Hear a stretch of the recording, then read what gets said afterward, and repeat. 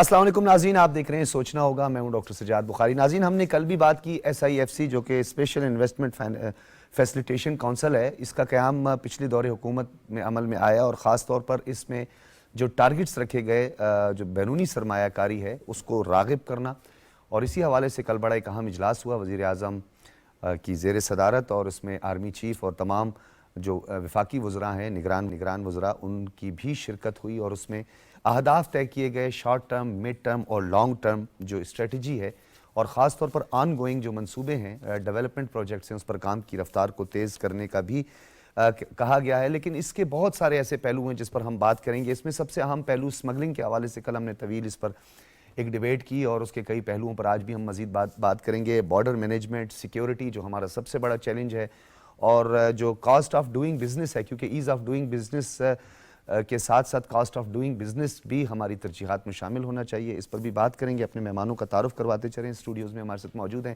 خضر کلاسرا صاحب، کالم نگار ہیں، تجزیہ کار ہیں. بہت شکریہ آپ کی تشریف آوری کا. خاقان نجیب صاحب بھی کسی تعارف کے محتاج نہیں ہیں، ہمارے ساتھ موجود ہیں، ماہر معاشیات ہیں. خاقان نجیب صاحب، آپ کا بھی بہت شکریہ، آپ نے اپنے قیمتی وقت سے نوازا. خالد طواب صاحب بھی ہمارے ساتھ موجود ہیں، آپ بھی کسی تعارف کے محتاج نہیں، ممتاز انڈسٹریلسٹ ہیں. آپ بھی کچھ دیر میں ہمیں جوائن کریں گے، آپ سے بھی ہم گفتگو کریں گے.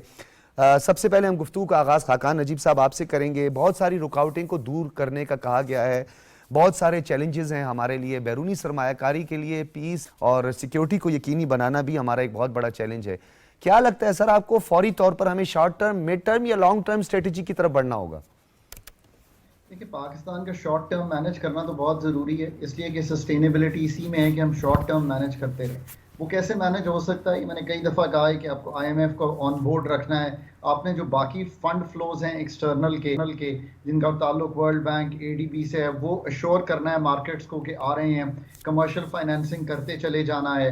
آپ نے اس کے ساتھ ساتھ جو بائی لیٹرل فرینڈز ہیں ان کی جو رول اوورز ہیں وہ کرنا ہے. میرے خیال میں اتھارٹیز کو بڑی کلیئرلی اس کا ایک پلان جو ہے وہ سامنے رکھ دینا چاہیے. میں اب بھی کہوں گا کہ مارکیٹس کو کانفیڈنس دیں. مارکیٹس کو تقویت تبھی ملے گی جب ہم یہ بڑا کلیئرلی سامنے رکھیں گے، اور یہ اگلے 9 ماہ جو اب رہ گئے ہیں اس سال کے، اس کا ایک پلان آ جانا چاہیے. بٹ اس کے ساتھ ساتھ جو سب سے زیادہ ضروری پاکستان کے لیے اب ہو گیا وہ ہے کہ ہم موو اوے کریں ڈیٹ کریٹنگ انسٹرومنٹس میں جن کی ضرورت ہے، جو میں نے پہلے آپ کے سامنے رکھے ہیں، two non debt creating instruments. وہ کیا ہیں؟ سب سے بڑھ کے اگر آپ FDI کی بات کریں تو وہ ہمیں کیوں چاہیے؟ وہ ہمیں اس لیے چاہیے کہ یہ ہماری فنڈ کرے جو ہمیں ریسورسز چاہیے، ہماری ڈالر لیکوڈیٹی کو بڑھائے، پر یہ ہمارے ملک کی پیداواری صلاحیت کو ٹھیک کرے. ہر کوئی FDI کو لیتا ہے کہ ڈالرز آ جائیں گے. That is not the thing. اگر آپ کے پاس 9 ملین ہیکٹر پڑا ہوا ہے جو آپ نے کلٹیویٹ نہیں کیا، تو آپ مجھے بتائیے کہ اس کے لیے رقم بھی چاہیے، کوآپریٹ فارمنگ بھی چاہیے، کوآپریٹو فارمنگ بھی چاہیے. یہ سب کچھ کرنا ہے. So both domestic and international investment is necessary. اگر آپ نے معدنیات میں نیچے جا کے کھودنا ہے، نہ آپ کے پاس اپنے ایکسپرٹیز ہے نہ ہی وہ سرمایہ ہے، اس کے لیے تو آپ کو بیرک گولڈ یا BHP بلٹن یا ریو ٹینٹو جو دنیا میں یہ کام کرتے ہیں، یا سعودیز جو انٹرسٹڈ ہیں پاکستان میں، ان کو لانا پڑے گا. یہ ہے اوور آل پکچر. اسی سے پاکستان کی ایکسپورٹس پک اپ ہوگی اور اگلے 3 سے 5 سال میں آپ کسی بہتر راہ پہ چلتے ہوئے دکھائی دیں گے. ٹھیک ہے. اچھا خاقان صاحب، یہ جو آپ نے ایک تو پیرامیٹرز کا تعین کرنا تو بہت زیادہ ضروری ہے، اور اپنا جب ہم انیشیٹو لینے لگے آپ نے درست کہا کہ یہ جو تمام فیکٹرز ہیں ان کو سامنے رکھنا ہوگا. لیکن آپ نہیں سمجھتے کہ ہمارے فسکل ڈیفیسٹ سے اور ٹریڈ ڈیفیسٹ سے بڑھ کر جو ہمارے لیے خطرہ ہے وہ ٹرسٹ ڈیفیسٹ ہے؟ اس ٹرسٹ ڈیفیسٹ کو بحال کرنے کے لیے اسٹیک ہولڈرز کا جو تعین کیا گیا ہے اس دفعہ، آپ کو لگتا ہے کہ اس کے کچھ پازیٹیو امپیکٹ آئے گا؟ 4 ڈیفیسٹس ہیں جو پاکستان میں ہم نے ٹھیک کرنے ہیں. یہ کوئی چھوٹا کام نہیں ہے. پہلے کا ذکر میں نے آپ سے کر دیا، ایکسٹرنل ڈیفیسٹ. دوسرے کا ذکر آپ نے بہت بخوبی کیا، مالیاتی خسارہ ٹھیک کیے بغیر آپ پاکستان کو خود انحصاری کی طرف نہیں لے کے جا سکتے. نمبر 3، پاکستان میں ایک انرجی کا ڈیفیسٹ ہے. ہر جگہ جتنے بل بھیجتے ہیں اس سے کم کلیکشن ہوتی ہے اور لاسز آتے ہیں. تو یہ 590 ارب کا انرجی میں صرف پاور کا ڈیفیسٹ آئے گا اس سال میں. اور ایک ٹرسٹ ڈیفیسٹ ہے کہ کیا ہم یہ ساری بات جو کر رہے ہیں ہم اس کو کر پائیں گے؟ ہم دنیا کو، پاکستان کو ایز این انویسٹمنٹ ڈیسٹینیشن بیچ پائیں گے؟ ہم اپنی اصلاح کرنے کو تیار ہیں، ہم اپنی SOEs کی اصلاح کرنے کو تیار ہیں، ہم پولیٹیکل ریفارمز کرنے کو تیار ہیں، ہم اپنے مالیاتی جو ایکسپینڈیچر سائیڈ ہے اس کے ریفارمز کرنے کو تیار ہیں، ہم اپنے پرکس اینڈ پریویلیجز چھوڑ کے मोनेटाइज करके वेज बिल बनाने को तैयार हैं? क्या हम डिस्कोस बेचने को तैयार हैं? ये है ट्रस्ट डेफिसिट को पूरा करेगा। और बिल्कुल इसमें मेरी एक बड़ी क्लियर राय है, आखिरी बात करूंगा फिर आप मूव ऑन कर लें बेशक, वो ये है कि देखिए अगर मैं इनकॉम्पिटेंट लोगों को रखूंगा तो कभी भी बात नहीं बनेगी। बिल्कुल ठीक है। इनकॉम्पिटेंट से मेरा मतलब ये कि जो लोग जो काम जानते हो ना उनसे वो काम लीजिए ताकि आप को आगे बढ़ा सकें। ये आपका जो आखिरी जो नुक्ता है, इस पर हमने कल काफ़ी डिबेट किया है कि ये जो कॉम्पिटेंसी का फैक्टर है जिसको हम नज़रअंदाज कर देते हैं और right man for the right job वाला फार्मूला जो है उससे हम दूर हो जाते हैं। इसके अलावा सर एक और चीज़ यहाँ पे बड़ी अहम है जिसका मैंने अपने इब्तदाइये में भी जिक्र किया कि ये जो बॉर्डर मैनेजमेंट है, ये स्मगलिंग है कि जो हमारे पेशा वाराना और ख़ास तौर पर जो कारोबारी तबका है उसके लिए एक बहुत बड़ी परेशानी बनी हुई है। इल्लीगल जितना भी ट्रेड है या बिज़नेस है उससे भी बहुत ज़्यादा नुकसान होता है। अब आर्मी चीफ ने इस हवाले से इनिशिएटिव लिया है। पिछले दिनों आप देखें एक ऑपरेशन भी हुआ बलूचिस्तान में जिसकी वज़ीर दाखिला साहब ने भी जिसकी वजाहत की कि हम रोकना चाह रहे हैं। हमारा जो इस वक्त लाइव स्टॉक है सर वो बहुत बड़ा मसला है, उसकी स्मगलिंग देख रहे हैं हम। पेट्रोल के हवाले से भी बातें हो रही हैं, गुड्स के हवाले से भी बातें हो रही हैं। तो आपको नहीं लगता कि फौरी तौर पर फिल फौर हमें इस तरफ ज़्यादा तवज्जो देने की ज़रूरत है with the help of district administration and all stake holders? Pakistan का जो एग्रीकल्चर है ना वो पाकिस्तान का लो हैंगिंग फ्रूट है। एग्रीकल्चर में आप लाइव स्टॉक को निकाल नहीं सकते। हमारी 5 मेजर क्रॉप्स और लाइव स्टॉक, ये पाकिस्तान की फूड सिक्योरिटी भी है और पाकिस्तान की इंपोर्ट को जो हम कम करना चाहते हैं। सो अगर 10 अरब डॉलर की इंपोर्ट है मेरी एग्रीकल्चर की और ये अगर मैं 5 अरब पे ले आता हूँ बिकॉज मैं अपनी अजनास, मैं अपनी चीनी, मैं अपनी मेज़, मैं अपनी राइस, मैं अपनी वीट में सब में अगर सेल्फ सफिशिएंट हो जाता हूँ तो फिर पाकिस्तान का जो आपको नक्शा तब्दील 3 साल में देना है वो दिखाई दे सकता है, इसमें कोई शक नहीं है। Live stock is also extremely important domestically भी एंड फॉर एक्सपोर्ट ऑल्सो। इसमें पाकिस्तान को एक्सपर्टीज जो है वो अवेलेबल है दुनिया में। चूंकि 95% हमारा छोटा फार्मर है, हमें उसकी मदद फाइनेंसिंग में भी करनी है, उसकी मदद अच्छे सीड में भी करनी है, उसकी मदद ड्रिप इरिगेशन में भी करनी है और एक एटमॉस्फेयर बनाना है। मैंने सुना है और मुझे बताया गया है कि एक इनिशिएटिव लिया जा रहा है जिसका नाम है limbs, land information management systems, और उसमें जो आर्मी और हमारे कुछ प्रोफेशनल हजरात को शामिल करके फार्मर तक पहुंचने की कोशिश की जा रही है। FWO शायद लैंड लेवलिंग भी कर रहा है। इसके साथ साथ जो बाकी अदारे हैं, PARC है, एग्री यूनिवर्सिटीज़ है, उनको अपने दफ्तरों से निकल कर उस फार्मर तक जाकर ये काम सारे करने हैं। और चाहे वो चोलिस्तान हो जहाँ पे हम लैंड लेवलिंग कर रहे हैं, चाहे वो ये बाकी जो कल्टिवेबल लैंड है, मेरे ख्याल है वो 24 मिलियन एकड़ है पाकिस्तान का, उसकी पैदावारी सलाहियत बढ़ाना है।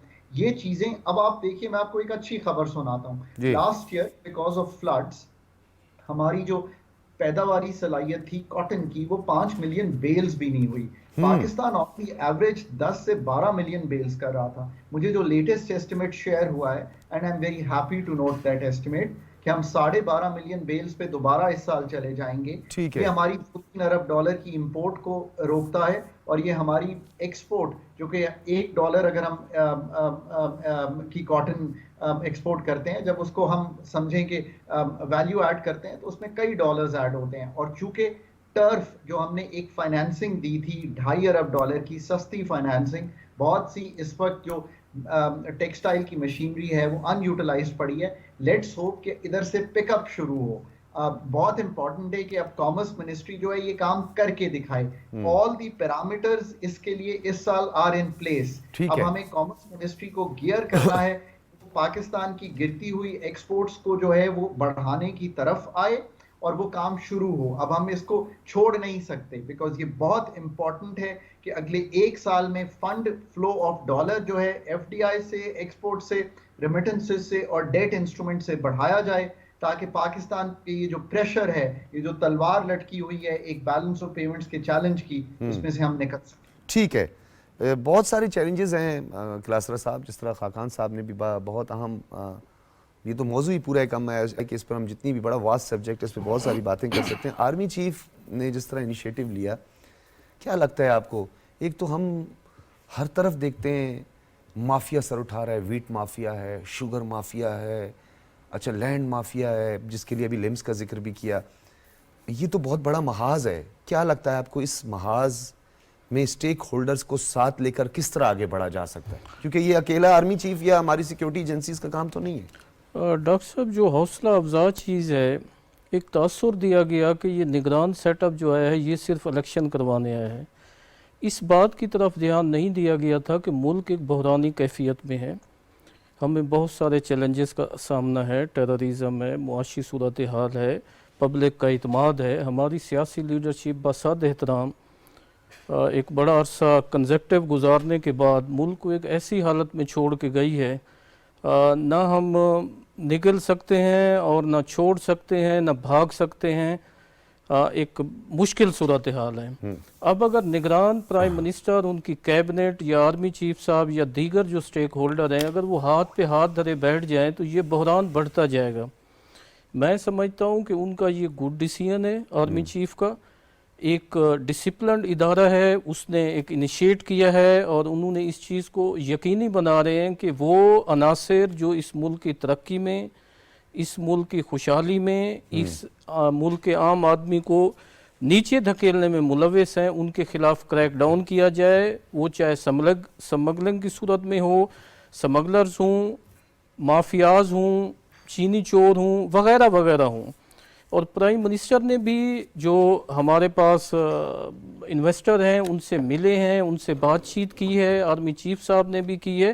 اب اگر یہ ہاتھ پہ ہاتھ دھرے بیٹھ جائیں کہ جی بس الیکشن کروانے, تو الیکشن میرا خیال ہے الیکشن کے ساتھ جس حالت الیکشن میں کے لیے سیکیورٹی, سازگار ماحول اور دیگر لوازمات درکار ہیں. اچھا میں آپ کے بعد پھر دوبارہ آتا ہوں کہ اس وقت ہمارے ساتھ خالد طواب صاحب موجود ہیں, ممتاز انڈسٹریلسٹ ہیں, یعنی صنعت کار ہیں.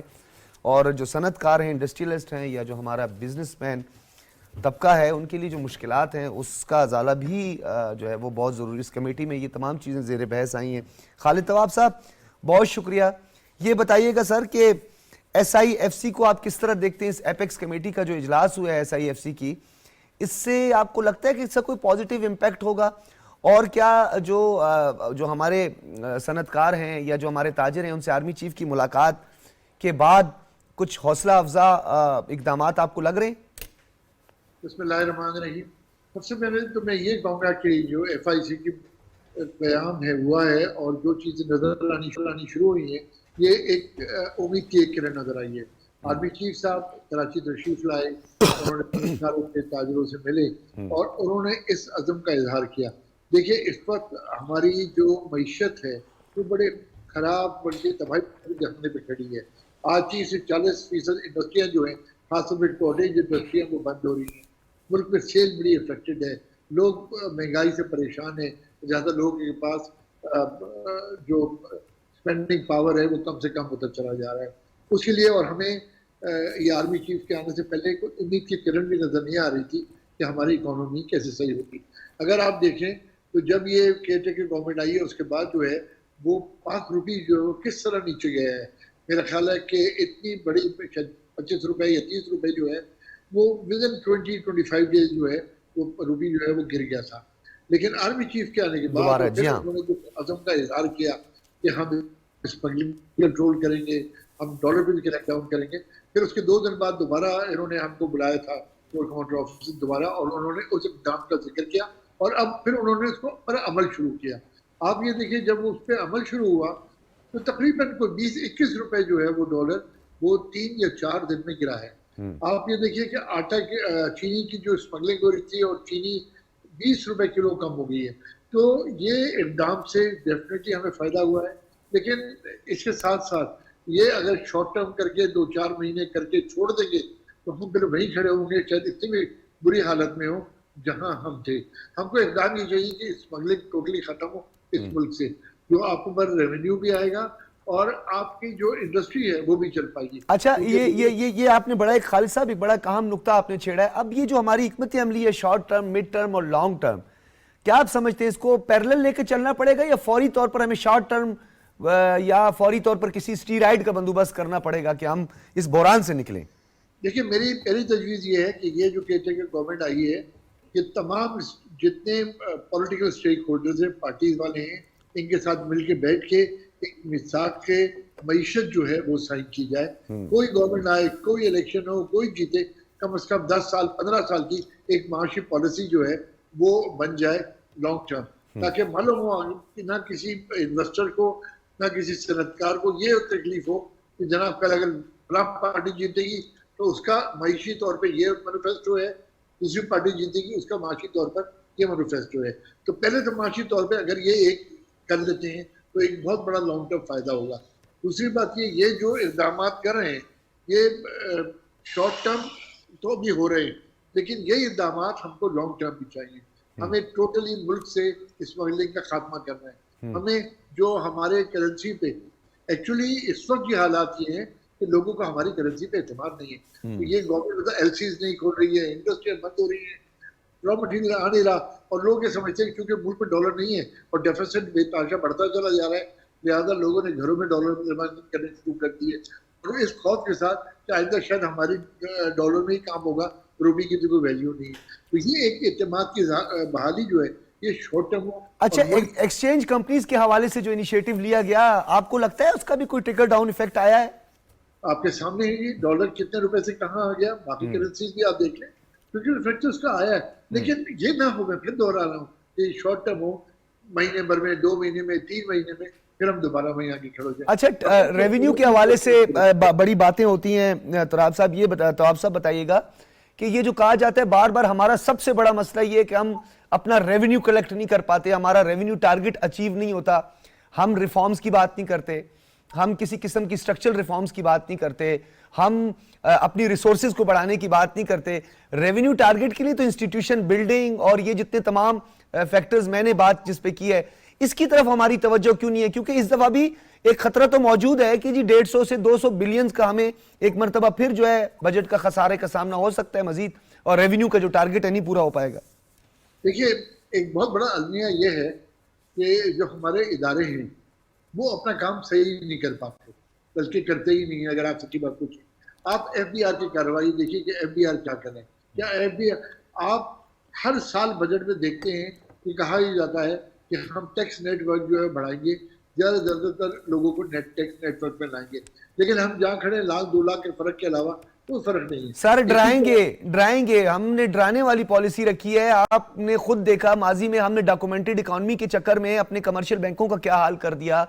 ہم نے اپنی لگژری گاڑیاں تو نہیں ختم کی ایف بی آر سے, آپ جائیں آپ کو خود اس چیز کا اندازہ ہے, لیکن ہم نے وہ ٹرسٹ بحال نہیں کیا. تو کیسے لوگ ٹیکس نیٹ میں آئیں گے سر؟ میں آپ کے یہی بات میں آپ سے متفق ہوں. دیکھیے, ہماری ایگریکلچر انکم پہ کوئی ٹیکس نہیں ہے. آج سارے 7-8 کروڑ روپے کی گاڑی لے کے گھومتے ہیں, لیکن وہ ٹیکس سے, انکم ٹیکس سے ایگزمپٹڈ ہیں. تو سب سے پہلے تو یہ کہ ہر سرکل کو ہم لے آئیں. آج اس ملک کا اور ہم لوگوں کا المیہ یہ ہے کہ جو ٹیکس نیٹ ورک میں ہیں وہ ٹیکس چوروں کا بھی ٹیکس دیں, اور ملک پھر بھی نہیں سروائیو کر پا رہا. تو سب سے پہلے تو یہ کہ کوئی ایسی پالیسی دے دے کہ ٹیکس نیٹ ورک جو ہے وہ بڑھ جائے, اور ہم ایک این ٹی این والے کو جو مراد دیتے ہیں اور ایک این ٹی این جس کے بعد نہیں ہے, جو رجسٹرڈ نہیں ہے, ان کو بھی کہتے ہیں 0.5% 1% دے دیں, یو آر ایگزمپٹڈ. تو اس کلچر کو تو ہم خود فروغ دیتے ہیں. اچھا, ایک اور چیز سر, آپ کے ساتھ بات کرنا بہت انٹرسٹنگ پہلو آپ چھیڑ رہے ہیں, اور بہت اہم چیزوں کی طرف آپ اشارہ کر رہے ہیں, کیونکہ ہم نے اگر ایس آئی ایف سی کو زیادہ مؤثر بنانا ہے تو ان تمام چیزوں کو ہم کہتے ہیں کہ ہم نے اپنی جو پراپرٹی جو ٹیکس ہے اس ریونیو ٹارگٹ کو بڑھانا ہے. ہم اس کو 22% پہ پہنچا دیتے ہیں, یعنی لوگوں کی دسترس سے باہر ہوتا ہے.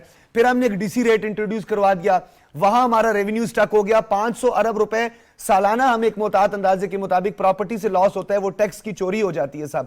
پھر دوسری جانب ہم نے کہتے ہیں کہ ہم اپنے ریئل اسٹیٹ سیکٹر کو آگے پروموٹ کریں گے. وہاں کاسٹ, مٹیریل کاسٹ آپ اٹھا کے دیکھیں تو اب تو وہ شعبہ بھی پتہ نہیں کس نہج تک پہنچ گیا ہے. پھر ہم اپنے کمرشل بینکس کی بات کرتے ہیں, وہاں ہم نے بڑے بڑے پرفارمے دے دیے ہیں, وہاں ہم اپنے جو ہے اس کو ڈراتے ہیں, پریشان کرتے ہیں. تو آپ کو نہیں لگتا کہ تھوڑی سی حکمت عملی میں ہماری تبدیلی آنی چاہیے؟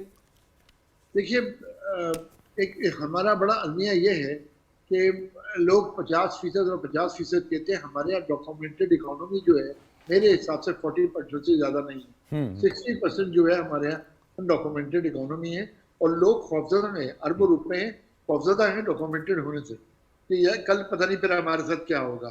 کیونکہ ان دا پاسٹ تو جس طرح لوگ دیکھتے رہے. آپ نے پراپرٹی کا ذکر کیا, सिर्फ प्रॉपर्टी की वैल्यूएशन बढ़ाने से आप समझते हैं कि टैक्सेशन बढ़ जाएगा। नहीं। एक तो उसको लेकर एतबार लेकर के आए जो एक्चुअल पॉलिसी हो। उसके अलावा आप देखिए आज भी वाइटनिंग ऑफ द मनी या पार्किंग ऑफ द मनी के लिए सबसे बड़ा आसान जो है वो प्रॉपर्टी में इन्वेस्टमेंट है, क्योंकि प्रॉपर्टी अगर 100 रुपए की होती थी तो उसकी डिक्लेयर्ड वैल्यू 20 या 25 होती थी, तो सारे पैसे जो है वो पार्क होते थे। गवर्नमेंट को ये पॉलिसी चाहिए लोग ज्यादा से ज्यादा नेटवर्क में आए, लोगों को फैसिलिटेट करें। हम लोग टैक्स नेटवर्क कहते हैं, नेटवर्क नहीं करें। नेटवर्क का मतलब जाल, कोई जाल नहीं है। ये आसानी करें इस मुल्क के लिए, लोगों में जज्बा हो कि हमने इस मुल्क को संभालना है। पैसे वे इतना ही दे रहे हैं आज भी, लेकिन अनडॉक्यूमेंटेड में हो करके जो बीच की जो दूसरी कुव्वतें हैं वो ये पैसे ले जाती हैं और वो अपने घरों में पैसे रख लेती हैं। बजाय उसके आप पैसे लेकर के आए जो मुल्क के एक्सचेकर को मिले, मुल्क को मिले। तो पॉलिसी वो चाहिए। आज आपने धरना चलाया, आपने देखा स्पेशली कराची में जो एक फजा बनी हुई थी, इन्वेस्टमेंट थी, वो बिल्कुल खत्म हो गई ऑल ओवर पाकिस्तान की। मैं प्रॉपर्टी के हवाले से बात कर रहा हूँ। तो आप उसको रियलिस्टिक हो सोचिए। जो आदमी जिस तरह चलता है, जो उसकी समझ में आता है, फाइनेंस मिनिस्टर वो उस नहज पे लेके चलना शुरू हो जाता है।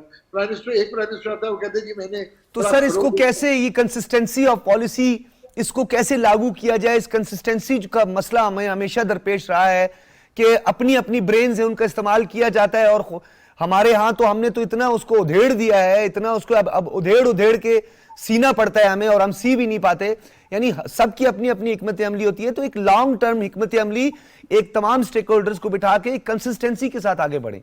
देखिए मुल्क की, मैंने पहले कहा मुल्क की मईशत के लिए जब मिसाक जमहूरियत साइन हो सकता है, मिसाक मईशत भी साइन हो सकता है। सब मिलकर बैठे और सब मुल्क से मोहब्बत करने वाले लोग हैं। ये भी सोच का फर्क होता है। आप मिलकर बैठे, आपस में तबादला ख्याल करें और एक नुक्ते पे पहुंचे कि 15 साल या 20 साल हमारी ये माशी पॉलिसी है, कोई भी जीते इलेक्शन हम इसको टच नहीं करेंगे।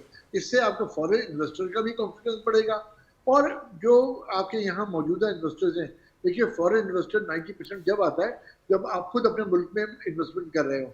आप तो पैसे बाहर भेज रहे हैं, इन दिनों बेतहाशा पैसा मुल्क से बाहर गया है, इसमें कोई शक नहीं है, क्योंकि हमारी पॉलिसी जो है वो खराब थी और लोग खौफजदा हैं।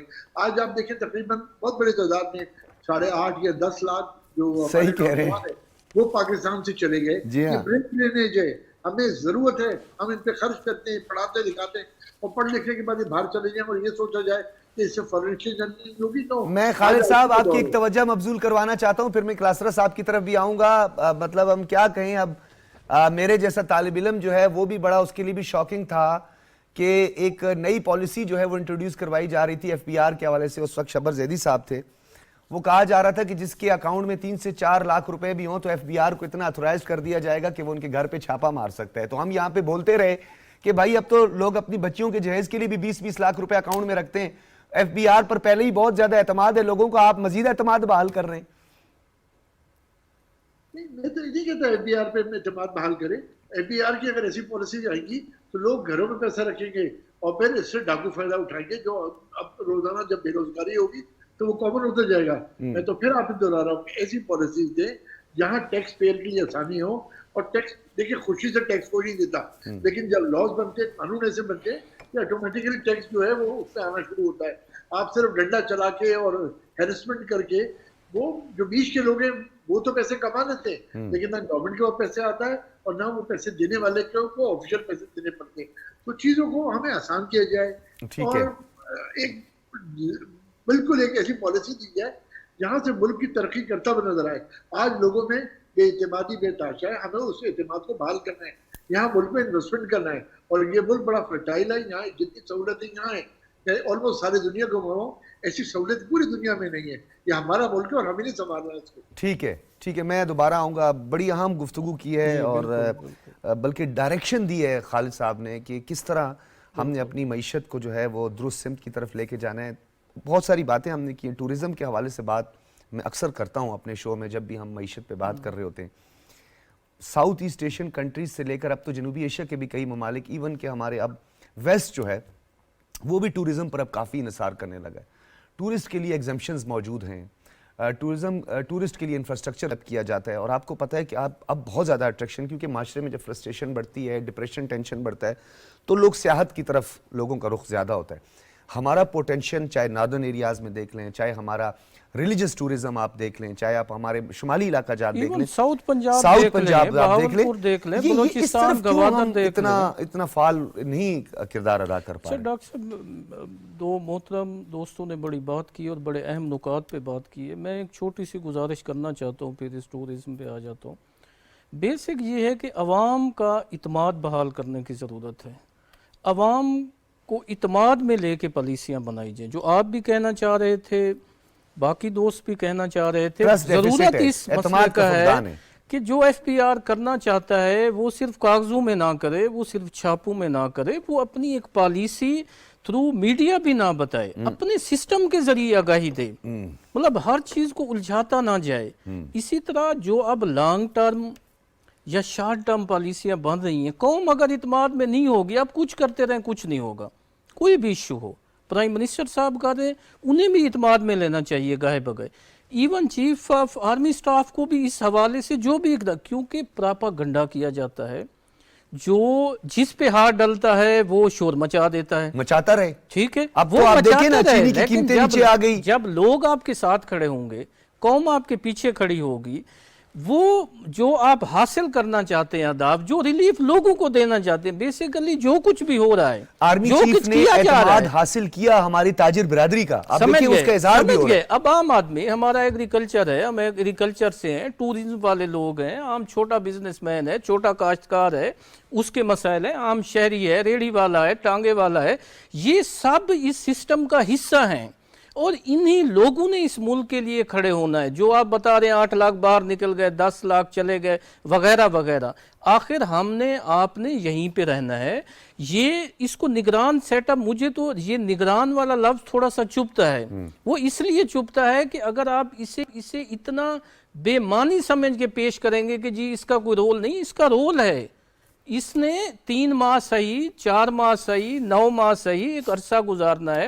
اس وقت چینی آپ کے کنٹرول میں اس وقت آئیے جب یہاں پہ حکومت نے موو کیا ہے, ڈالر آپ کا اس وقت گرا ہے, روپیہ اس وقت کھڑا ہوا ہے جب آرمی چیف صاحب نے بزنس کمیونٹی سے بات کی ہے, یا کچھ کریکس ڈاؤن کرائے ہیں, کوئی سسٹم میں ہلچل مچی ہے, کوئی لوگ. ویسے کلاسرا صاحب, مجھے بریک کبھی کہا جا رہا ہے, آپ کے لیے شاکنگ نہیں ہوتا جب آپ ٹی وی پر نیوز دیکھتے ہیں, یا آپ کو اچانک نیوز آتی ہے کہ جناب پاکستان میں چینی کا فقدان ہے؟ وہ دیکھ لیں, آٹے کا فقدان ہے, ہم امپورٹ کر رہے ہیں, یعنی چینی اور پھر ہم یہ کپاس کے حوالے اور یہی ملک تھا, یہاں پہ یہی رقبہ تھا, گندم بھی ختم نہیں ہوتی تھی, چینی بھی ختم نہیں ہوتی تھی. وہ 55 روپے والی چینی پہ ایک آج خود نوٹس لیا گیا, اور آج ہم اسے 200 پہ بھی نہیں قابو بمشکل کر رہے ہیں. یا اسی طرح مطلب ایک اسٹے والے معاملات کا جو اسٹے والے معاملات مطلب سامنے آئی, بالکل آپ ٹھیک تو کہہ رہے ہیں. ایک ہی جج اگر ڈیسائیڈ کرے گا شوگر ملوں کا اور شوگر اونرز کے کیسز, تو پھر نتیجہ یہی نکلے گا. لیکن اس میں ایک بات میں دوبارہ چاہوں گا, اور اسی پر ہم آگے بھی گفتگو بڑھائیں گے. جب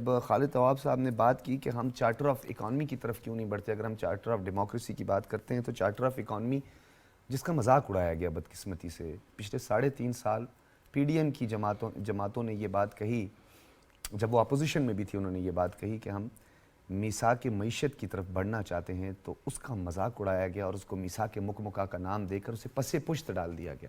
آج پوری قوم اس کا خمیازہ بھگت رہی.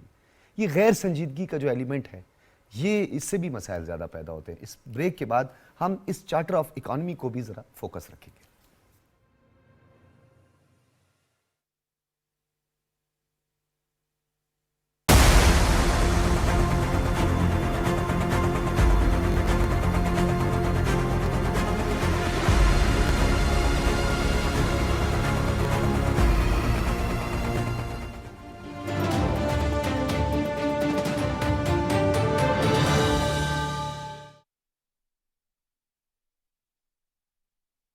الله أكبر الله أكبر الله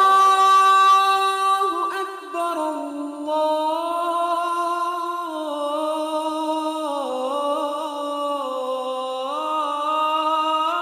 الله أكبر أشهد أن لا إله إلا الله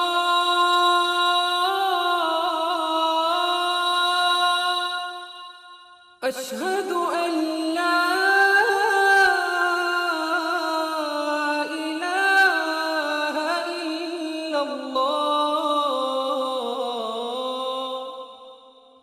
أشهد أن محمد رسول الله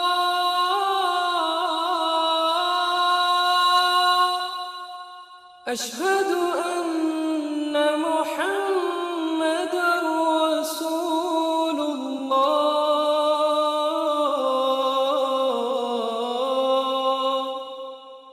حي على الصلاة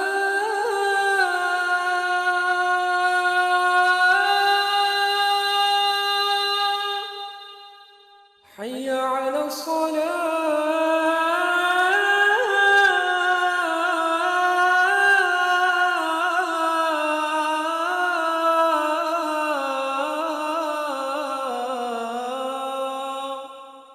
حي على الفلاح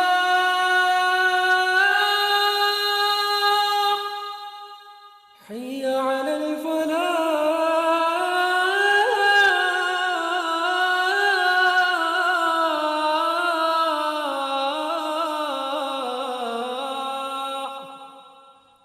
الله أكبر الله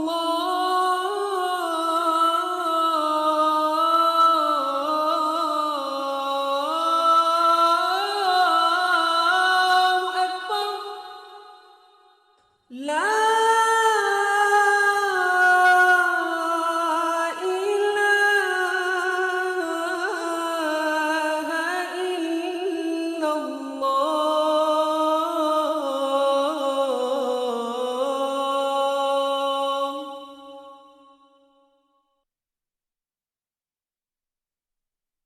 اللهم صل على محمد وعلى آل محمد كما صليت على إبراهيم وعلى آل إبراهيم إنك حميد مجيد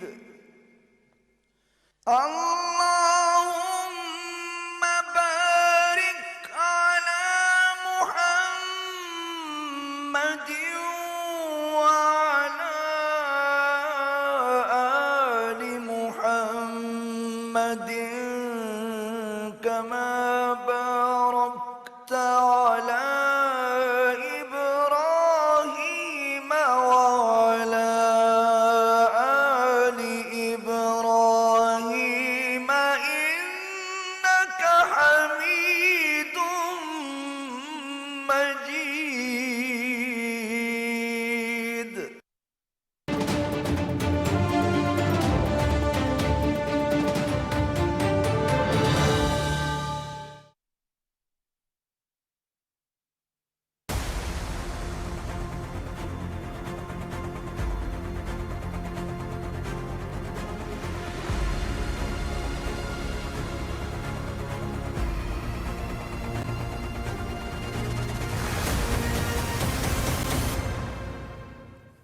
वेलकम बैक नाज़रीन, हम बात कर रहे हैं वज़ीर आज़म अनवारुल हक काकड़ की ज़ेर सदारत जो SIFC का इजलास हुआ है, इसकी एपेक्स कमेटी का, उसके इक़्तिबासात और उसका एलामिया जो है वो सामने आया। उस पर हम बात करें कि तमाम जो वजारतें हैं उनमें फ़ाल किरदार अदा करने का कहा गया है और चैलेंजेस से नबरद आज़मा होने के लिए मुल्क की मईशत की तरक्की के लिए जो है एक रोड मैप जो है वो तैयार किया गया है।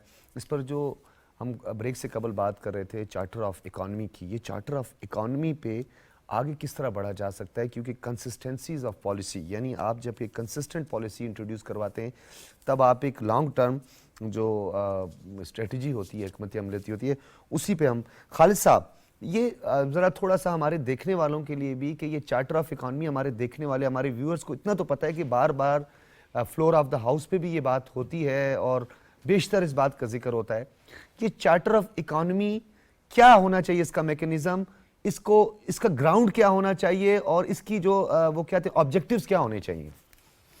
देखिए, चार्टर ऑफ इकोनॉमी का मतलब ये होता है कि मुल्क की जो हमारी मईशत है हम उसको फ़रोग़ देना है। हमारी कौन कौन से सेक्टर जो हैं वो प्रेफरेंस होंगे, हम किन सेक्टर्स को फ़रोग देना चाहते हैं। मिसाल के तौर पर आज आईटी सेक्टर जो है वो सबसे ज़्यादा इस मुल्क को अगर कोई निकाल सकता है इस बहरान से, तो दो सेक्टर हैं, एक आईटी सेक्टर और एक जो है वो एग्रीकल्चर हमारा। तो अगर हम मिसाल के तौर पे इन दो को फोकस करें कि अगले 10 साल तक हम इसको फ़रोग के लिए हमें क्या इक़दाम करने चाहिए, हमें टैक्स में कहाँ कहाँ छूट देनी चाहिए, हमको इनके इक्विपमेंट्स अगर हमने कंप्यूटर्स मंगाने हैं, कोई वो चीज़ें मंगानी है तो उसके लिए हमारी क्या पॉलिसी होगी। हमें अगर एनर्जी की तरफ फोकस करना है तो हमारा सोलर का भी करना है, हाइड्रो भी करना है, तो हमारी ये चार्टर और ये कोई भी गवर्नमेंट आएगी वो इन पॉलिसीज़ को चेंज नहीं करेगी। जब पता होगा कि 10 और 15 साल आप चेंज नहीं कर रहे तो बहुत सारे इन्वेस्टर्स जो हैं वो यहाँ आन के आपके यहाँ इंडस्ट्री लगाएंगे। आज हम मिसाल के तौर पर सोलर की तरफ अगर हम बात करें तो हमारा 70-80% जो है वो इम्पोर्ट्स है, लेकिन जब लोगों को मालूम होगा कि आपकी पॉलिसी ये है 10 साल 15 साल की, तो वो यहाँ के इन्वेस्टमेंट भी करेंगे, वो सोलर भी लगाएंगे, उससे आपको कम रेटों में एनर्जी भी मिलेगी। ठीक है। इसी तरह ऑटोमोबाइल इंडस्ट्री ले लीजिए, मोबाइल इंडस्ट्री ले लीजिए। आज हमारे पास डॉलर की शॉर्टेज आई, हमने इम्पोर्ट बंद कर दी, तो आज हमारी जो मोबाइल 5 इंडस्ट्रियाँ थी वो तकरीबन बंद होगी। आज हमारी ऑटोमोबाइल इंडस्ट्री आप ले लीजिए, हम हर साल हर 5 साल बाद 3 साल बाद डिलीशन प्रोग्राम लेते हैं। आज 25 साल हो गए यहाँ इनको असेंबलिंग करते हुए, आज तक हम 100% मैन्युफैक्चरिंग नहीं कर सके। तो ये वो पॉलिसीज़ हैं जो ये बताएंगी कि अगर आप इस मुल्क पे इन्वेस्टमेंट करते हैं तो आपको क्या बेनिफिट मिलेंगे, और ये नहीं होगा कि बेनिफिट ड्रॉ हो जाएंगे। देखिए इन द पास्ट भी ऐसा हुआ है, बड़ी बड़ी इन्वेस्टमेंट हुई है, बहुत बड़ी स्टील मिल आई यूएई के हवाले से, वो प्रोडक्शन में नहीं आई क्योंकि आपने जो कमिटमेंट करी थी गैस देने की, आपने वो कमिटमेंट नहीं कर सके कि गैस की शॉर्टेज हो गई। तो ये वो पॉलिसीज हैं जिससे जो एक चाहे वो फॉरेन इन्वेस्टर हो चाहे वो लोकल इन्वेस्टर हो, उसमें एक एतमाद की कमी आ जाती है और इन्वेस्ट होती है। तो मिसाक मईशत का मतलब ही यही है कि सब पार्टी मिलकर बैठ के ऐसी पॉलिसीज बनाएं जिससे मुल्क में इन्वेस्टमेंट आए और जिससे इंडस्ट्री जो है वो ग्रो करे। देखिए एक कॉन्सेप्ट जो है ना, ये अगर कोई आदमी कोई इंडस्ट्रियलिस्ट मुल्क में पैसे कमाता है और वो मुल्क में इन्वेस्टमेंट करता है तो इस मुल्क के लिए ऐसे अच्छी बात कोई नहीं है। बहुत सारे ममालिक आज भी ऐसे हैं जो ये इंसेंटिव देते हैं कि अगर आप इतने लोगों को जॉब देंगे तो आप पे फला टैक्स जो है वो फ्री हो जाएगा। क्योंकि जो बेसिक मकसद है वो एक तरफ तो आपको इम्पोर्ट सब्स्टिट्यूशन चाहिए, उसके अलावा सबसे पहला जो काम है वो बेरोजगारी को एड्रेस करना चाहिए ताकि मुल्क से बेरोजगारी खत्म हो और माशी पॉलिसी ऐसी हो, आपका टैक्स का सिस्टम ऐसा हो कि लोग टैक्स ऑटोमेटिकली मजबूर हो देने में, उनको पता हो कि अगर आप टैक्स नहीं आपको ये पेनल्टीज लगी तो उस पेनल्टी से डर के वोट देते हैं। आज अमेरिका में कोई एफडीआर होता है थोड़ी मैं खालिद साहब आपकी बातों से इत्तेफाक करता हूँ। मैं चाहता हूँ कि क्लासरा साहब को भी इन्वॉल्व किया जाए इसमें। क्लासरा साहब, जिस तरह खालिद तवाब साहब ने टैक्स नेट को बढ़ाने की बात की है, हम एफपीआर की रिफॉर्म्स की बात करते हैं, फिर चार्टर ऑफ इकॉनमी के लिए बहुत सारी चीज़ें बहुत अहम है, लेकिन इसमें एक और जो चीज़ यानी अवाम और हुकूमतों के दरमियान जो एतमाद का फुकदान होता है। मिसाल के तौर पर अगर एक शख्स टैक्स पेयर है, वो टैक्स भरता है, टैक्स नेट में आता है, तो वो सिक्योरिटी भी मांगता है, वो अपने बच्चों की मुफ्त तालीम भी मांगता है, अपने मुफ्त सेहत कार्ड भी मांगता है, वो अपने बच्चों के लिए सहूलतें भी मांगता है क्योंकि वो तो टैक्स नेट में आया है, पैकेज मांगता है। वो ये कहता है कि जी माचिस की डिबिया तक तो मैं इनडायरेक्ट टैक्सेस में फंसा हुआ हूँ, लेकिन मुझे कौन सी सिक्योरिटी मिली है, मेरे बच्चों को कौन सी सिक्योरिटी मिली। अच्छा डॉक्टर साहब, ये हम चार्टर ऑफ इकानमी पे बात करें या सीओडी पहले भी हो चुका है, चार्टर ऑफ डेमोक्रेसी भी हुआ था, मेरा ख्याल है कि ये उस वक्त ही हो जाना चाहिए था, नंबर 1। नंबर 2, इस बात का भी तयन होना चाहिए कि इस हालत में मुल्क को पहुंचाया किसने है। कहीं ऐसा तो नहीं है कि जमहूरियत की आड़ में लोग जो है ना इस मुल्क की बुनियादें हिला रहे हैं और वो अपने आप को ऐसे पेंट कर रहे हैं कि वो ही सारा कुछ बेहतर कर सकते हैं। अगर कोई इदारा करेगा, अगर कुछ लोग करेंगे, अगर निगरान करेंगे तो वो नहीं हो सकता। 2002 से 7 तक असम्बली रही, 8 से 13 तक रही, 13 से 18 तक रही, 18 से 23 तक रही। ये सारे पॉलिटिशियन थे, ये सारे लोगों के वोटों से आए थे। सीरियल था वो 10-10 साल के गैप के साथ अगर ये सारे ही इस मुल्क के मुखलिस अच्छे डेमोक्रेट्स जमहूरियत पसंद थे تو پھر آج ڈالر جو ہے وہ 300 کیوں کراس کر گیا ہے؟ آج چینی جو ہے وہ 220 پہ کیوں چلی گئی ہے؟ اب سمگلنگ جو ہے وہ عروج پہ کیوں چلی گئی ہے؟ اب اس ملک میں یہ کیوں ہے کہ الیکشن کب ہوں گے، کیوں ہوں گے، کیسے ہوں گے؟ ہونا تو یہ چاہیے تھا کہ یہ جماعتیں ہمیں ایک ایسا ملک دے کے جاتی ہیں، انوار اللہ کاکڑ صاحب کو بحیثیت پرائم منسٹر ایک ایسا ملک ملتا کہ وہ کہتے جی سب اچھا ہے، گڈ، بس اب ہم الیکشن کی طرف جا رہے ہیں۔ جب کاکڑ صاحب کو چینی چور کے پیچھے اقدامات کرنے پڑتے ہیں، جب سمگلنگ روکنی پڑتی ہے، جب ڈالر کو قابو کرنا پڑتا ہے، جب دیگر ایشوز عام آدمی کی سننی پڑتی ہے، بجلی کے بلوں کی طرف جانا پڑتا ہے، گیس کے بلوں کی طرف جانا پڑتا ہے، عوام کے احتجاج کی طرف جانا پڑتا ہے، تو لا محالہ ان کی توجہ الیکشن سے ہٹ کے جو ڈے ٹو ڈے افیئرز ہیں ان کی طرف آتی ہے۔ میرے عرض کرنے کا مقصد یہ ہے کہ اس بات کا بھی ڈیسائیڈ کر لیا جائے کہ اس ملک کی اس تباہی کا ذمہ دار کون ہے، جو بھی ذمہ دار ہے۔ لیکن کلاسرا صاحب اس وقت ہونی چاہیے۔ یہ بات سے معذرت کے ساتھ میں آپ سے جزوی اتفاق تو کر سکتا ہوں، آپ اس سے بالکل نہیں، وہ اس کی ایک وجہ یہ بھی ہے کہ اگر ہم کسی ایک طبقے کو اس کا مورد الزام ٹھہرا دیں، نہیں ایک طبقہ ہے ہی نہیں سر، اب ایک مسئلہ طبقہ یہ ہے ہے ہی کہ نہیں۔ یہاں پہ پولیٹیکل آبجیکٹو کے لیے تو ہم نے حکمت عملی اپنی بنائی ہے، میں شارٹ بھی ٹرم اس پولیٹیکل Electoral امبریلا کے objective کے لیے بھی نیچے بنائی ہیں۔ اس پولیٹیکل امبریلا کے نیچے کچھ ایسے کردار اور کریکٹر ہاں، ہاں۔ جو ہر حکومت کو بلیک میل کرتے ہاں ہوں، ہاں بالکل، یہ ان پہ بات ہونی چاہیے۔ اگر ان پہ ہاتھ نہیں ڈلے گا، اگر کمپرومائز ہوگا بسات احترام، ادب کے ساتھ، احترام کے ساتھ میں عرض کرتا ہوں، تو پھر یہ کوششیں بارآور ثابت نہیں ہوں گی۔ اب پھر اس ملک گھیرا تنگ کیا گیا ہے، اب مافیا تو نہیں بچے گا۔ اب نظر جو آ رہا ہے بظاہر وہ مافیا، چاہے وہ شوگر مافیا ہے، ویٹ مافیا ہے، سمگلرز ہیں، یا بلیک منی یا ڈالر، اور یہی بلیک منی پھر الیکشن میں یوز ہوتی ہے، پھر وہ یہاں اس پارلیمنٹ میں آتے ہیں، ایوان بالا میں آتے ہیں، ایوان زیریں میں آتے ہیں۔ یہ چیز ڈسکس ہونا ضروری ہے۔